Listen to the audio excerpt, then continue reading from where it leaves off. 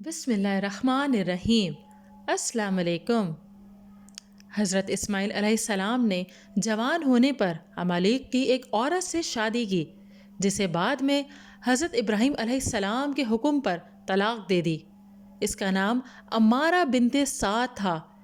इसके बाद एक और ख़ातून से निकाह किया, जिनके बारे में इनके वालिद ने हुक्म दिया कि इनसे जुदाई इख्तियार ना करें।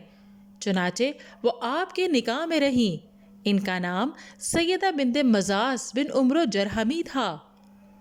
हज़रत इस्माइल अलैहिस्सलाम इस इलाके और कुर्ब जवार के कबाइल की तरफ मबूस हुए थे, जिनमें जरहम और अमालीक के कबाइल और यमन के बाशिंदे शामिल हैं।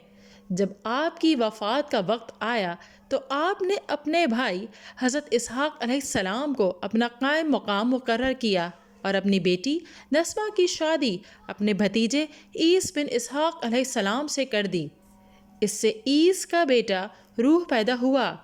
ईस के बेटे बनी असफर कहलाते हैं। अल्लाह के नबी हज़रत इस्माइल अलैहिस्सलाम अपनी वालदा हज़रत हाजर अलैहिस्सलाम के करीब हिजर में दफन किए गए। वफ़ात के वक्त इनकी उम्र 137 बरस थी।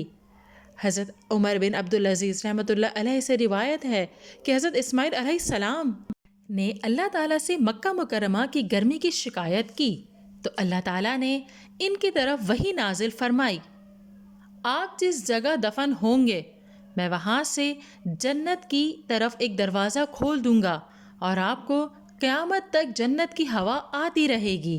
हिजाज के तमाम अरब कबाइल हज़रत इस्माइल अलैहिस्सलाम के दो बेटों नाबत और क़िदार की औलाद से हैं।